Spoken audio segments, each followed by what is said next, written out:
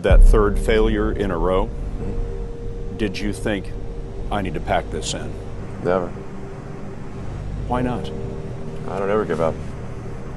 I mean, I'd have to be dead or completely incapacitated. He has been referred to as the real-life Iron Man. He is the co-founder and CEO of Tesla, CEO of SpaceX, founder of The Boring Company, co-founder of Neuralink, founder of PayPal, and co-founder of OpenAI. According to Forbes, he is the 20th richest person in the world with a net worth of about $31.8 billion. He is Elon Musk, and here are his 10 rules for success.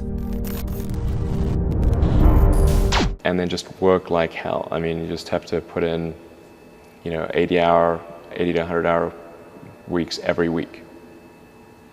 Gosh, And that's then a lot of work. all those things improve the odds of success. Okay. I mean, if other people are putting in 40-hour work weeks and you're putting in 100-hour work weeks, then even if you're doing the same thing, you know that in 1 year you will achieve what they achieve. You will achieve in 4 months what it takes them a year to achieve. Okay, I like your work ethic. So, all right. Thanks. Elon. You need to work, depending upon how well you want to do, and particularly if you're starting a company, you need to work super hard. So what does super hard mean? Well, when my brother and I were starting our first company, instead of getting an apartment, we just rented a small office and we slept on the couch. And we showered at the YMCA, and we're so hot up we had just one computer. So the website was up during the day, and I was coding at night, 7 days a week, all the time. And I sort of briefly had a girlfriend in that period, and in order to be with me, she had to sleep in the office. So work hard, like I mean, every waking hour. That's the thing I would say, particularly if you're starting a company. And I mean, if you do simple math, say like, okay, if somebody else is working 50 hours and you're working 100, you'll get twice as much done in the course of a year as the other company. Have a high pain threshold. There's a friend of mine who's got a good saying, which is that starting a company is like eating glass and staring into the abyss. Okay, that's generally what happens, because when you first start a company, there's lots of optimism and things are great, and then so happiness at first is high. Then you encounter all sorts of issues, and happiness will steadily decline, and then you'll go through a whole world of hurt. And then eventually, if you succeed, and in most cases you will not succeed, and Tesla almost didn't succeed, came very close to failure. Then if you succeed, then after a long time, you will finally get back to happiness. People want to be more like you. Really? And for the fate of humankind, I think it would be great to have more Elon Musks. So what do we need to do to become more like Elon? I don't know if I think it maybe sounds better than it is.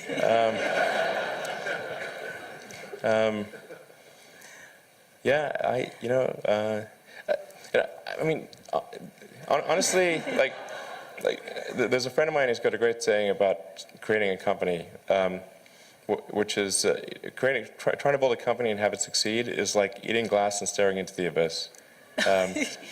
So, I mean, what tends to happen is it's sort of quite exciting for the first several months of starting a company. Yeah. And then reality sets in, things don't go as well as planned, customers aren't signing up, the technology or the product isn't working as well as you thought. Yeah. And then that can sometimes be compounded by a recession, and it can be very, very painful for several years.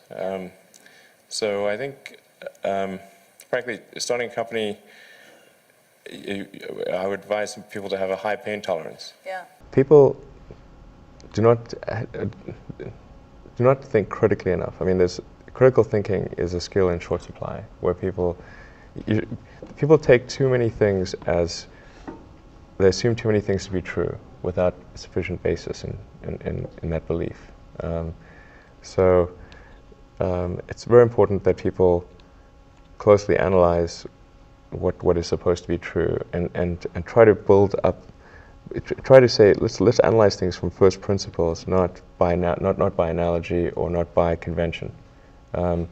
If you assume things are true by convention, which is actually what most people do, then it's difficult to gain insight into how things can be bettered.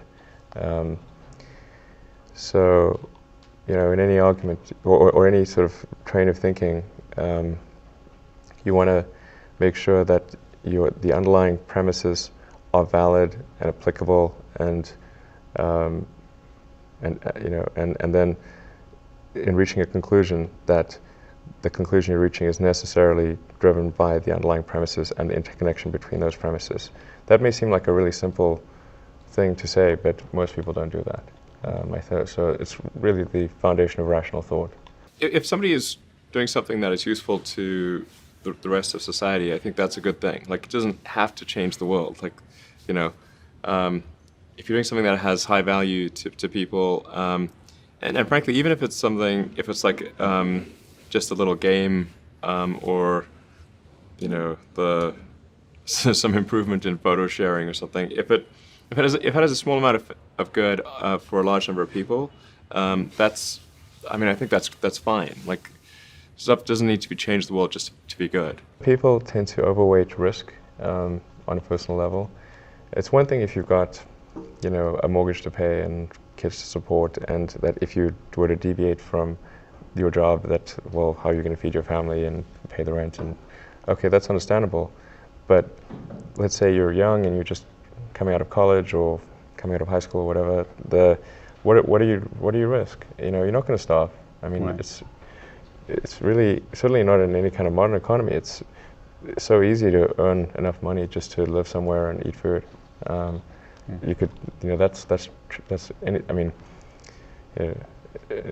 very easy to do. So I don't know what are they afraid of? They're mostly afraid of failure, I think, but people should be less risk averse when there's not much at risk. You've got to make sure that whatever you're doing is a great product or service. It has to be really great. And I go back to what I was saying earlier, where if you're a new company, unless it's like some new industry or new market if it's an untapped market, then you have more ability to. The standard is lower for your product or service. But if you're entering anything where there's an existing marketplace against large entrenched competitors, then your product or service needs to be much better than theirs. It can't be a little bit better, because then you put yourself in the shoes of the consumer, and they say, why would you buy it as a consumer? You're always going to buy the trusted brand unless there's a big difference. So a lot of times, entrepreneur will come up with something which is only slightly better. And it can't just be slightly better. It's got to be a lot better. If you're creating a company or if you're joining a company, the most important thing is to attract great people. So either join a group that's amazing, that you really respect, or if you're building a company, you've got to gather great people. All a company is a group of people that have gathered together to create a product or service. And so depending upon how talented and hardworking that group is, and the degree to which they are focused cohesively in a good direction, that will determine the success of the company. So do everything you can to gather great people if you're creating a company. Constantly seek criticism. Yeah.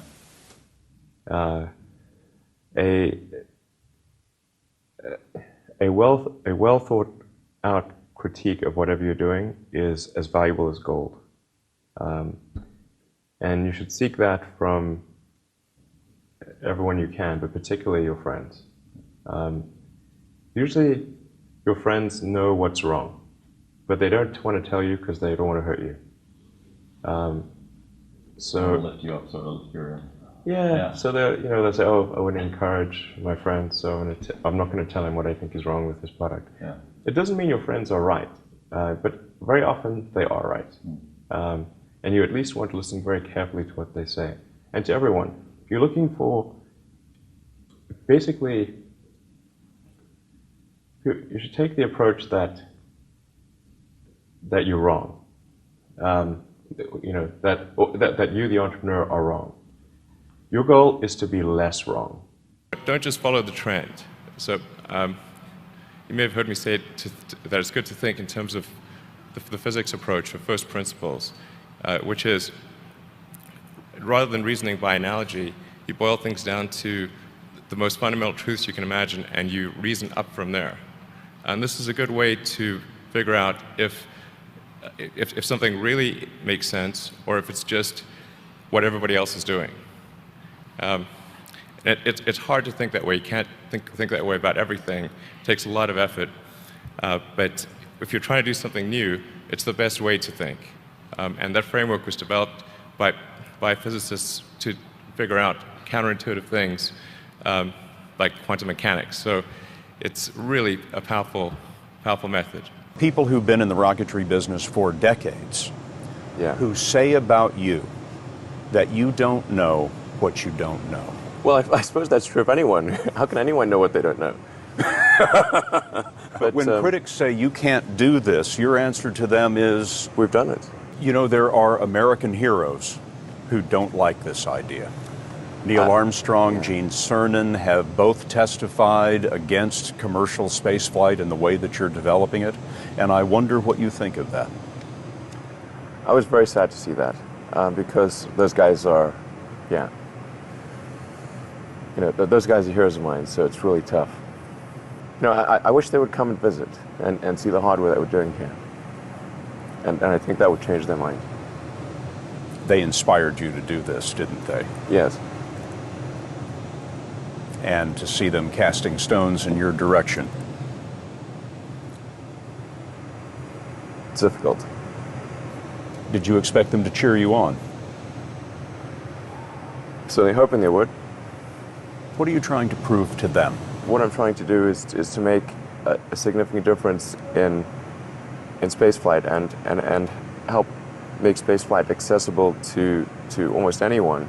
And I would hope for as much support in that direction as we can receive. So those were Elon Musk's 10 rules for success. Comment below which one is your favorite, and don't forget to subscribe to the channel for more motivational content. Also make sure to destroy that like button if you enjoyed or found this video helpful. Alright guys, this is Alpha Leader signing out. Thanks for watching.